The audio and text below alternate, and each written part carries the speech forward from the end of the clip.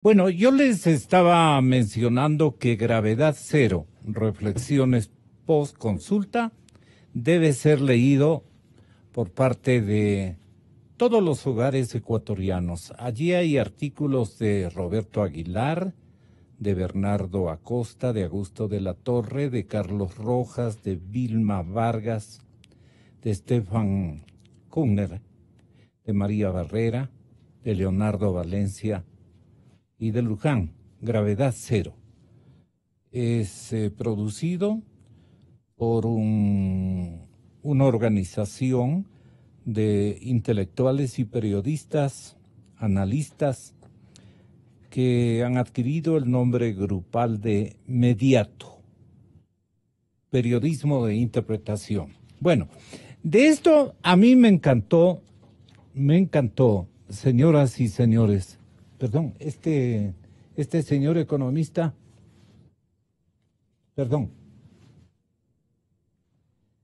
no entiendo esta nota.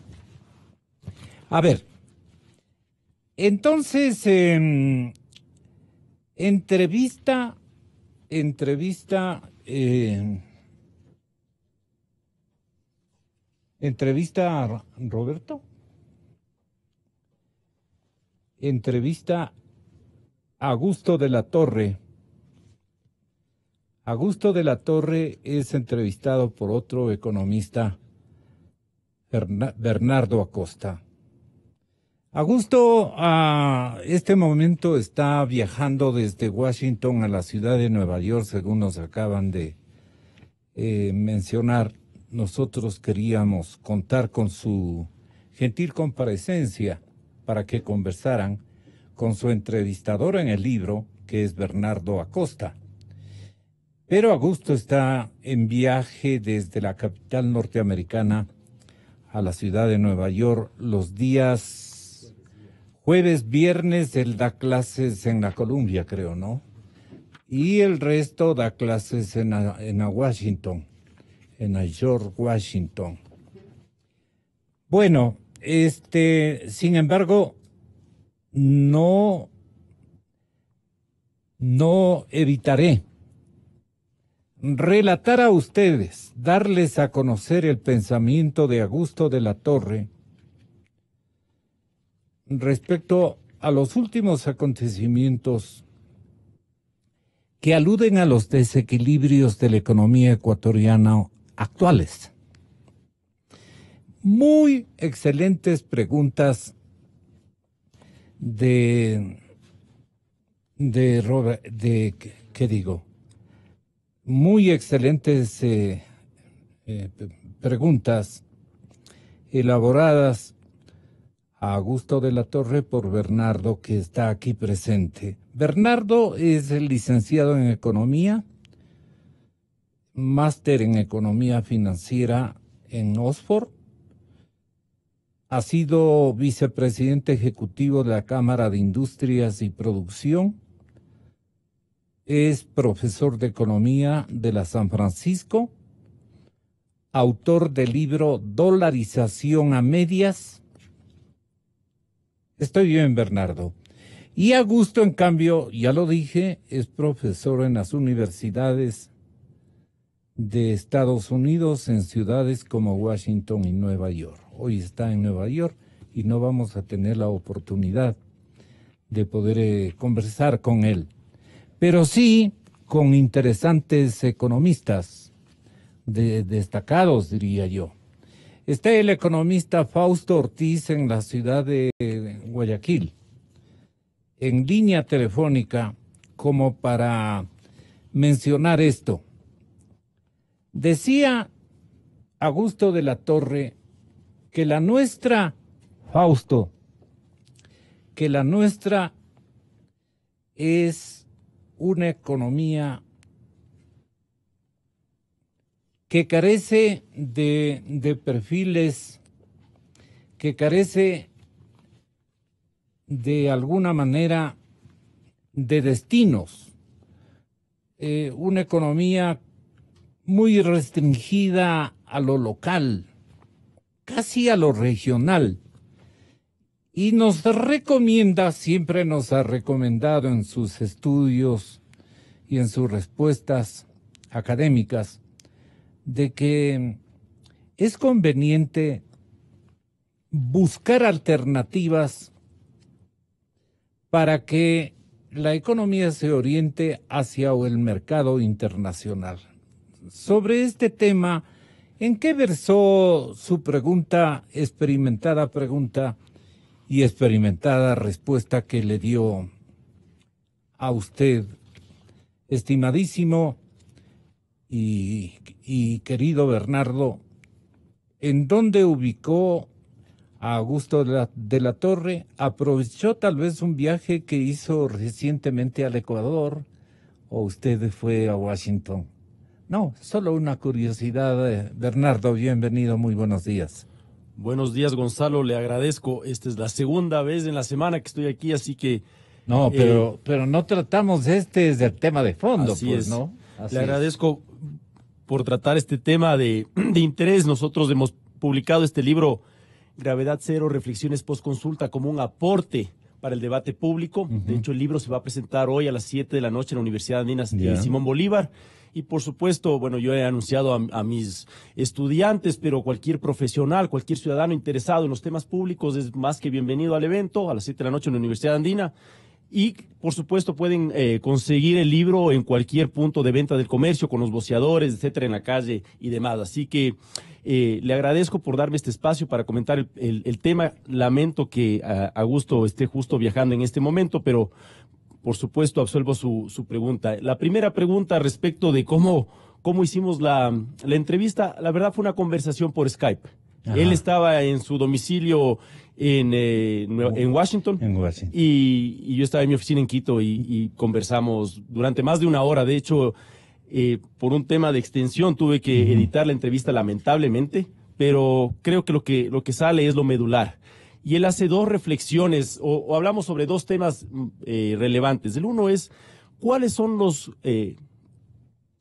las formas en que se pueden ir corrigiendo los desequilibrios actuales en la economía. Y ahí es donde topa el tema de que él cree que la manera más importante para generar buenas oportunidades de empleo en el Ecuador es que el Ecuador empiece a ver hacia el mercado internacional. Hay que irse integrando hacia la economía internacional porque somos un país muy pequeño.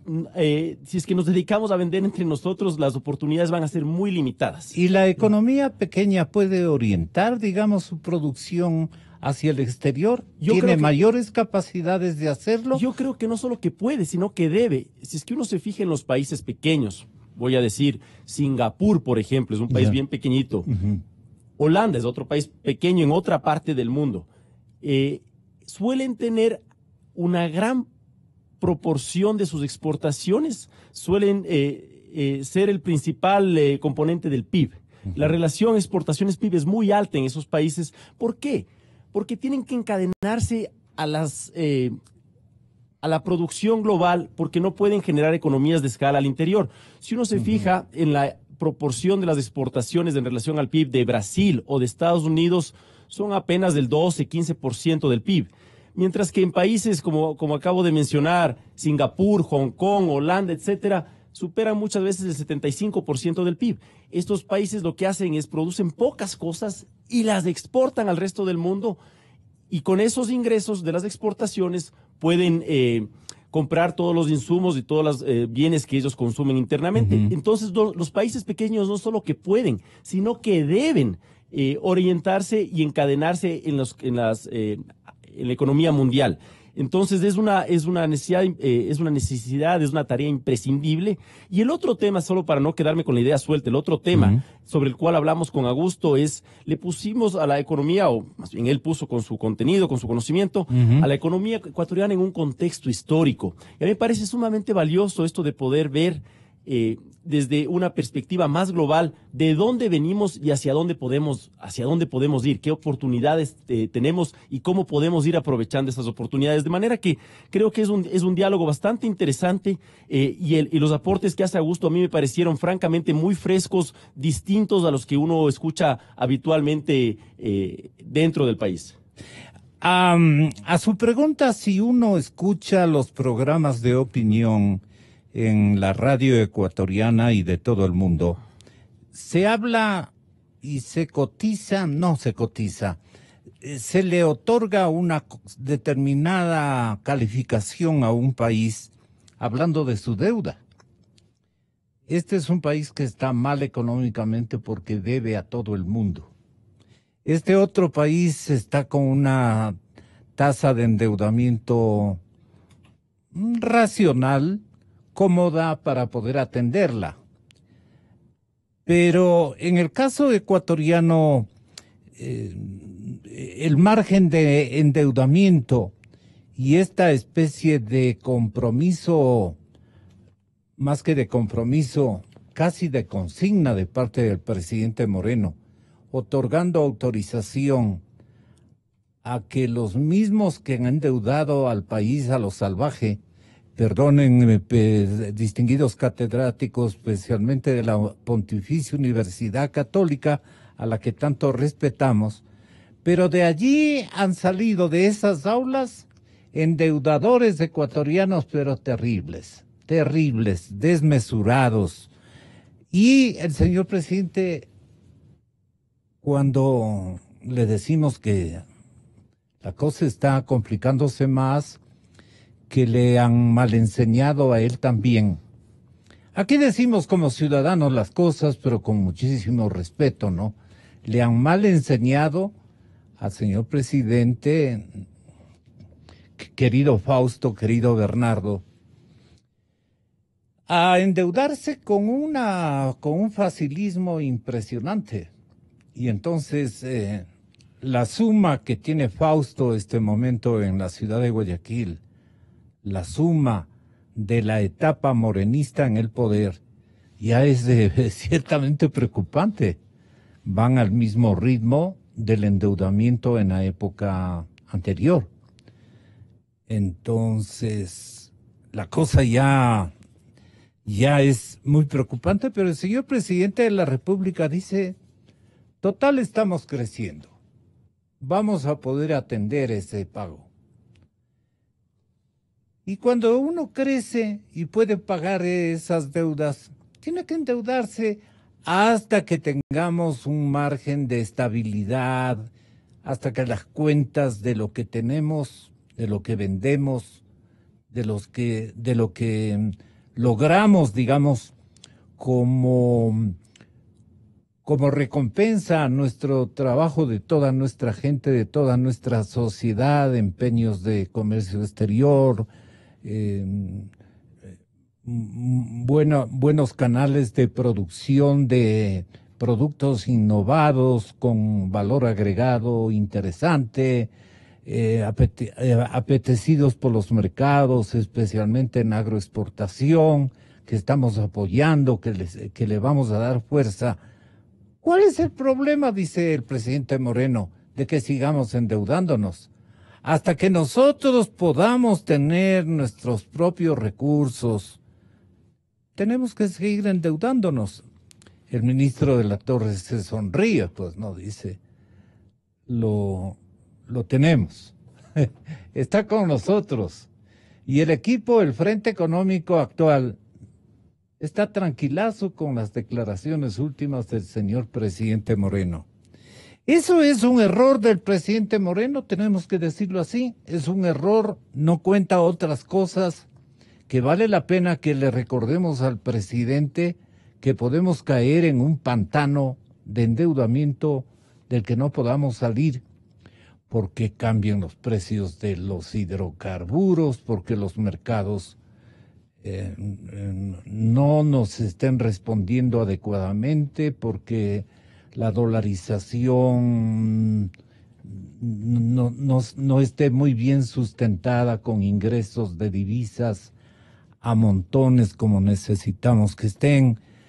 ¿Hay riesgos? ¿De qué calidades? Le pregunto a Fausto Ortiz en la ciudad de Guayaquil, y si el señor presidente Moreno, al convalidar la forma de endeudamiento para buen trecho todavía, y su despreocupación de peligros que podrían emanarse de ese gran endeudamiento, ¿está en un error o está en un acierto? ¿Tiene razón o no tiene razón el presidente Moreno para que nos escuche. Tenga la bondad, Fausto. Gracias, Gonzalo. Saludos cordiales a ustedes en la radio y a Bernardo también y al público que escucha el importante programa.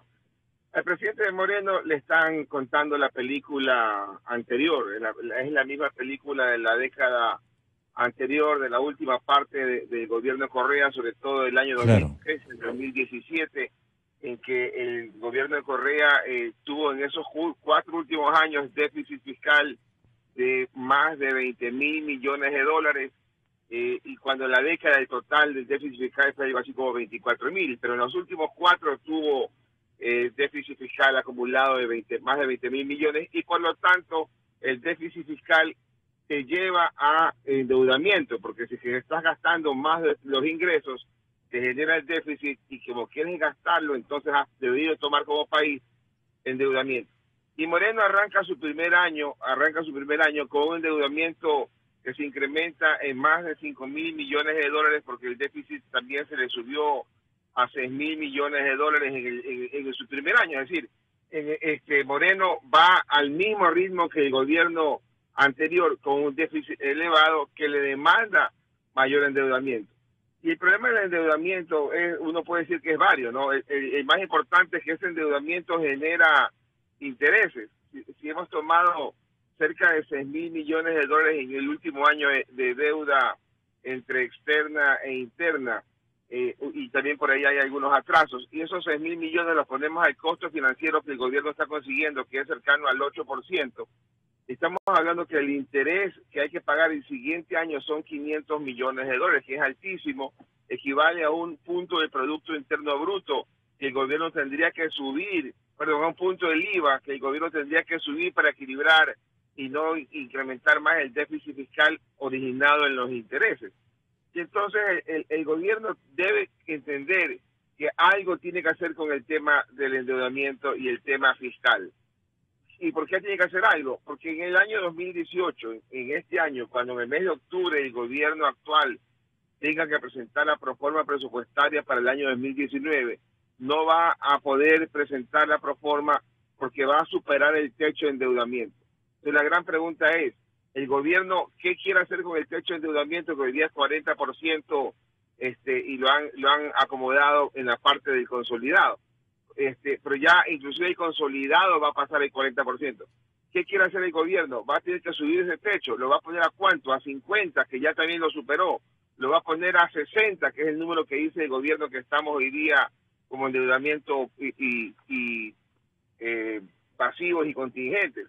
O más bien el gobierno debería eliminar el techo de endeudamiento y decir, ya olvidémonos del techo de endeudamiento y más bien pongamos una regla fiscal que le obligue al gobierno a reducir el déficit fiscal un par de puntos cada año hasta llegar a algún superávit fiscal como teníamos en el año 2006 en el país antes del arranque del gobierno de Correa. Entonces, esas son las grandes cosas que el gobierno tiene que ir pensando, porque es cierto, si quieres crecer necesitas endeudarte, pero hay que pensar también que alguien va a tener que pagar la factura. Y ahí, Gonzalo, solamente un segundo en esta parte final de quién paga la factura. De los 32 mil millones de dólares que tenemos en deuda externa, de los 32 mil millones de dólares, 12 mil millones más o menos es deuda en bonos. Y de esos bonos, de los 12 mil millones en bonos, solamente 1.500 millones de dólares le toca pagar al gobierno de Moreno. Es decir, estamos hablando de más de 10 mil millones de dólares, de los cuales 5 mil los ha emitido el gobierno de Moreno, le toca pagar al siguiente gobierno. Entonces, es muy sencillo trabajar de forma irresponsable, como quizás se trabajó en el pasado. Es decir, emitamos y mandemos la pelotita hacia adelante, que alguien en el futuro terminará pagando. Hay que endeudarse si que no puede hacer otra cosa más, pero tiene que hacer el esfuerzo por reducir el déficit. Y el gobierno planteó que el déficit en el 2017 iba a ser 4.7% del Producto Interno Bruto, no pudo controlarlo, se le fue al 6% del Producto Interno Bruto. Para el 18 está diciendo que va a ser 4% del Producto Interno Bruto, no lo está controlando. Ya en el primer mes han incrementado 400 millones el déficit en las cifras oficiales. Ese déficit podría llegar en el 2018 otra vez arriba de 5 mil millones. Es decir, necesitamos señales de que el gobierno diga, voy a corregir el tamaño del déficit y quizás necesitamos endeudarnos, pero irlo bajando gradualmente. Pero al señor presidente Moreno le tienen calmo los integrantes del Frente Económico Correísta que persevera en su administración económica, le tienen, Bernardo, digamos, convencido de que estamos con parámetros de crecimiento lo suficientemente importantes y cuantitativamente válidos que le señalan que sí vamos a poder atender obligaciones de deuda. O sea que sí vamos a tener, para este ritmo de endeudamiento que le han mal enseñado también con gran habilidad de argumentación y de persuasión al señor presidente Moreno, le han mal enseñado a seguir los mismos derroteros, los mismos caminos del anterior mandatario. Entonces, ¿con qué argumentos cree usted que le han convencido? Yo apelo solamente a lo que le han dicho. Estamos creciendo.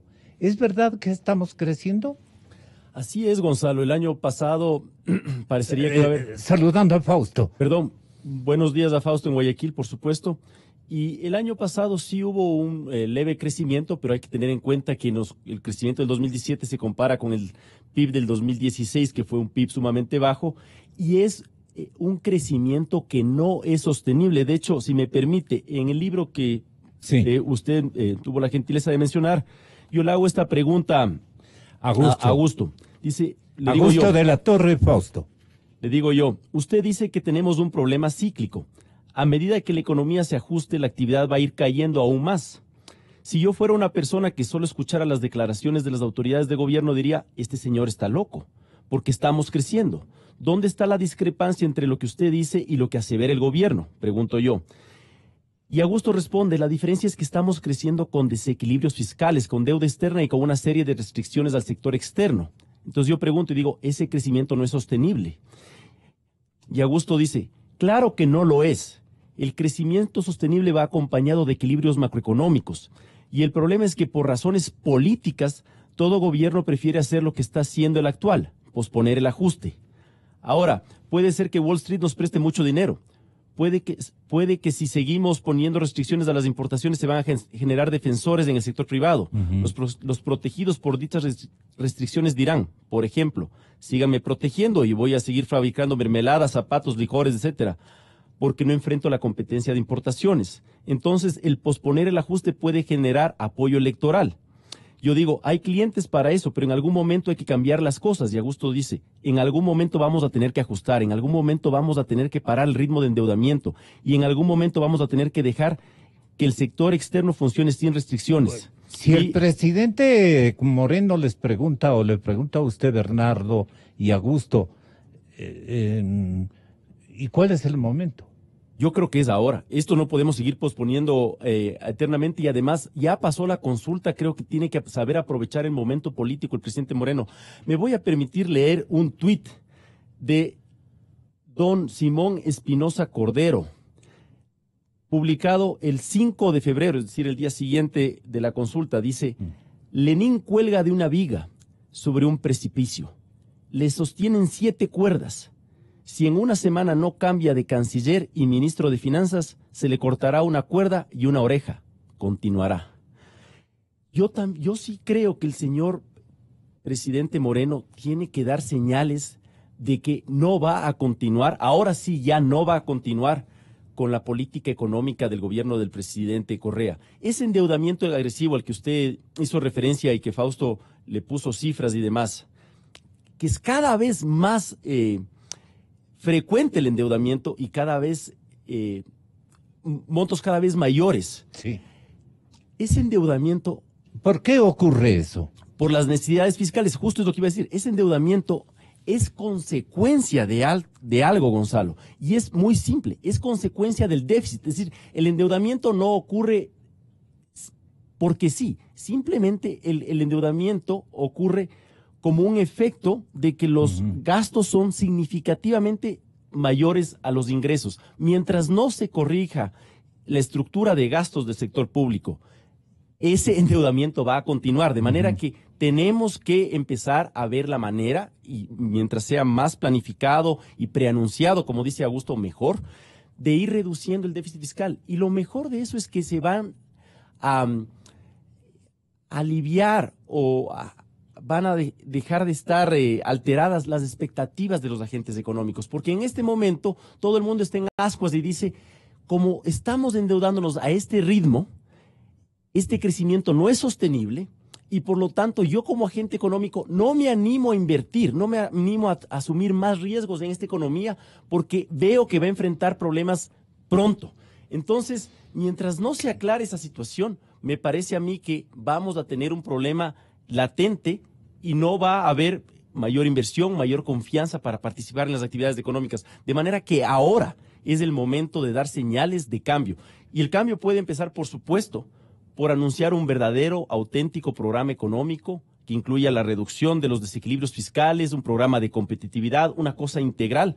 Y, por supuesto, por salir de estas falacias y despojarnos de estas falacias, como por ejemplo que tener un programa de endeudamiento con los organismos multilaterales que nos dan condiciones muchísimo mejores a las que podremos conseguir en el mercado internacional, es algo perjudicial para el país. ¿Cómo va a ser eso perjudicial? Pero como tenemos estas ideas de los años 90, cuando los organismos multilaterales eran muy distintos, no, como el consenso de Washington generó una serie de problemas, nosotros no queremos nunca más saber de los organismos multilaterales. ¿Cómo vamos a desaprovechar esa oportunidad y dése cuenta la señal que se emitiría al mercado de que finalmente estamos cambiando y estamos viendo otras alternativas? ¿Qué parámetros deben primar para que el endeudamiento tenga ritmos saludables?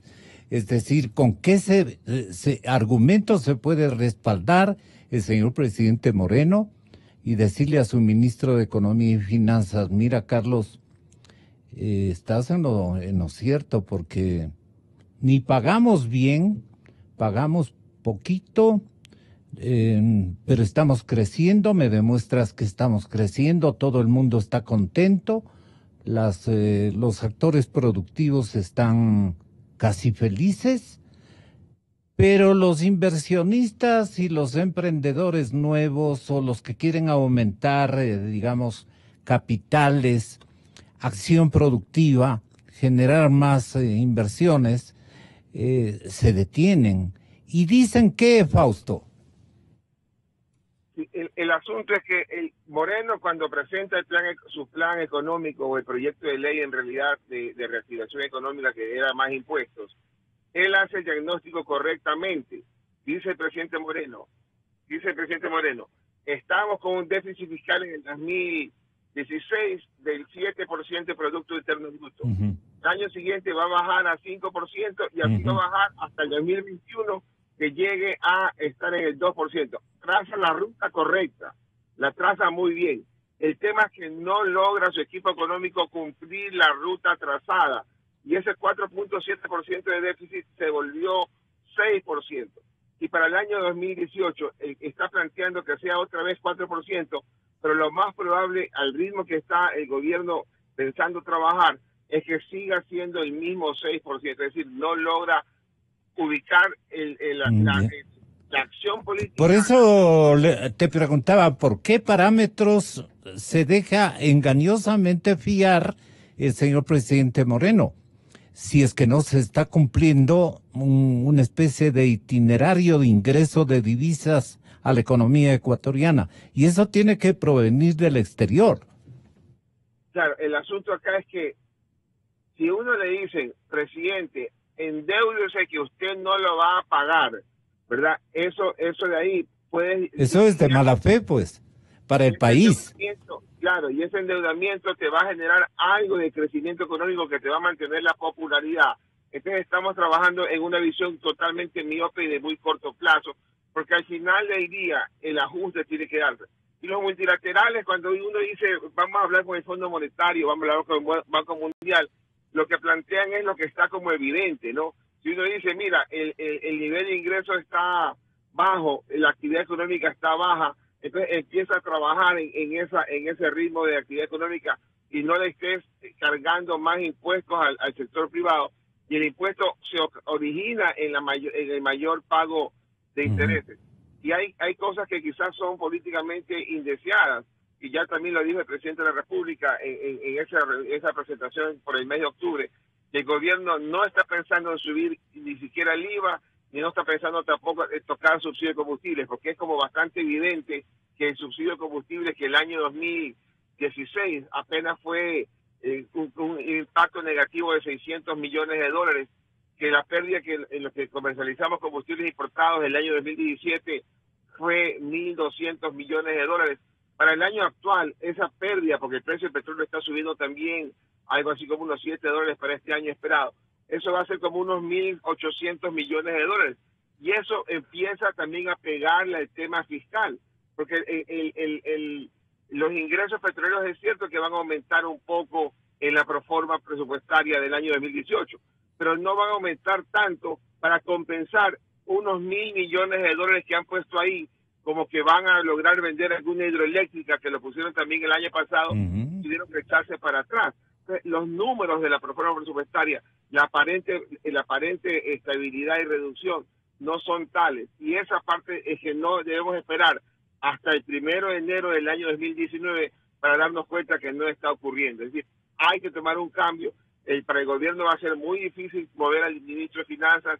Yo me atrevería a decir, contrario a lo que dice Simón Espinosa en el tuit citado por Bernardo, yo veo muy difícil que el presidente de la República pueda, en este carnaval, decir, me deshago del equipo económico que le consiguió 3.000 millones de dólares en el mes de enero, que le consiguió 5.000 millones de dólares el año pasado, porque la verdad es que el gobierno es temeroso, digamos, un gobierno que no tiene una fuerza para decir, aquí me la juego muy fuertemente, ¿no?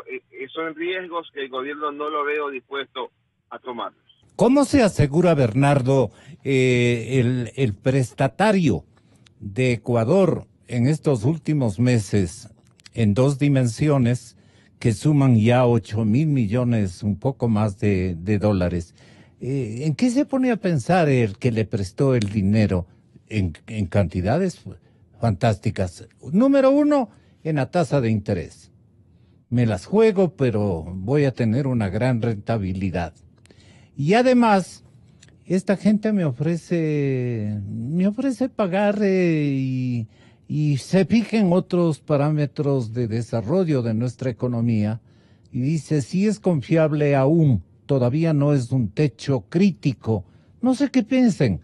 O hay otras conjeturas de carácter técnico que ellos tienen que nos hacen pensar diferente y los equivocados somos nosotros. Un tema que es muy importante en esa materia es que la tasa de interés internacional está bajísima. Entonces, si es que uno es inversionista y dice, bueno, compro un bono de un país en muy buenas condiciones, muy bien administrado, con las cuentas públicas equilibradas, voy a ganar poquísimo. O si compro el bono de alguna emisión de una empresa, voy a ganar muy poco. Mientras que la tasa de interés y como consecuencia el margen de diferencia entre la tasa de interés que pagan estos países o estas empresas en relación a la que paga el gobierno ecuatoriano es altísimo. Entonces es un muy buen negocio dado que el resto está pagando tasas de interés bajas. Entonces nos favorece el hecho de que de que hay esta gran diferencia en la tasa de interés. Y en segundo lugar hay una cosa que nos ha favorecido muchísimo. Actualmente el precio del barril de petróleo está por encima de los $60. Entonces los prestamistas del Ecuador dicen, bueno, mientras los ingresos petroleros se mantengan altos, la probabilidad de pago o las posibilidades de pago del gobierno ecuatoriano se van a mantener altas. De hecho, hay una relación inversa entre el riesgo país del Ecuador y el precio del petróleo. Cuando sube el precio del petróleo, baja el riesgo país del Ecuador, lo cual no es mérito nuestro, porque el precio del petróleo se fija en los mercados internacionales.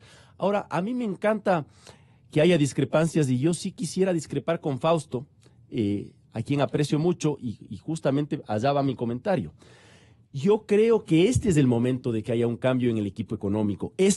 Si es que no aprovecha esta coyuntura después de la consulta, va a ser más difícil. Pero Fausto está hablando del carnaval.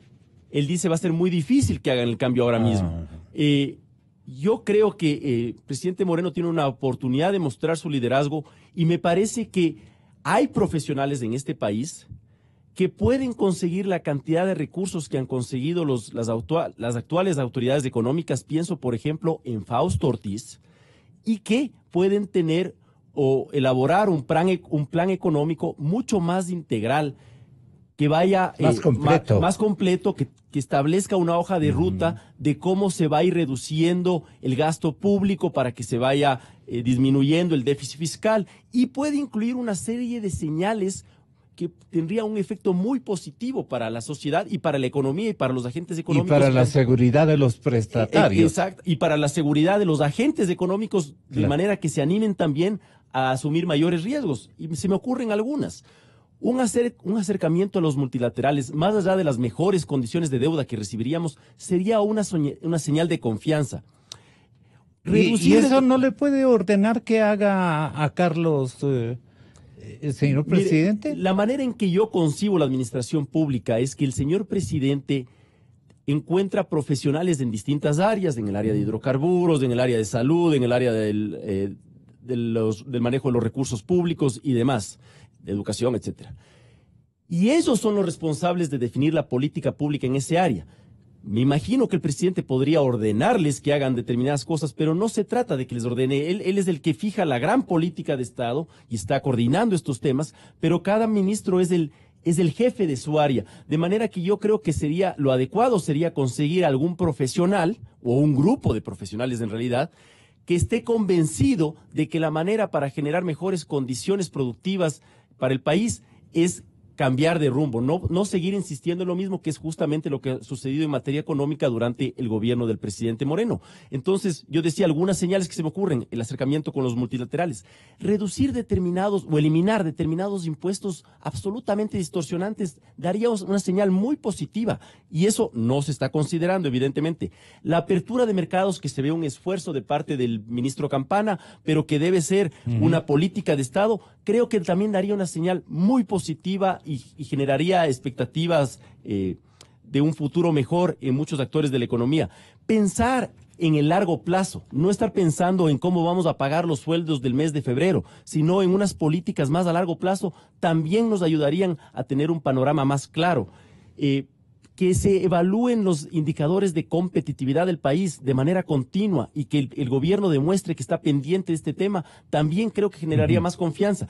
Pero yo, como digo, discrepo con todo el aprecio que le tengo a Fausto, y yo creo que este es el momento de fortalecer ese equipo económico, y en el país me parece que sí hay gente que tiene la capacidad, como el mismo Fausto, comenzando por él, de conseguir los recursos que ha conseguido este gobierno. Y el tema no es cuánta plata se puede conseguir, sino para qué nos endeudamos. Me parece que el gobierno actual se ha estado endeudando para posponer el ajuste, como bien señala Fausto, porque siguen manteniendo ese tren de gastos elevadísimo. Y lo que necesitamos es de endeudarnos para ir corrigiendo el desequilibrio enorme que se creó durante los años del correísmo. ¿Qué podría pasar en la economía ecuatoriana si el gobierno del presidente Moreno no cambia de rumbo? Le dice usted a Augusto de la Torre. Y Augusto de la Torre, tomando en cuenta que el señor presidente dice: yo no me voy a derechizar, ni piensen bonitos que yo me voy a derechizar. Yo soy un hombre de principios, yo soy de una ideología de izquierda. Pero la pregunta está lanzada, señor presidente. ¿Qué va a pasar en la economía si usted y su gobierno no cambian de rumbo? Óigale a la derecha.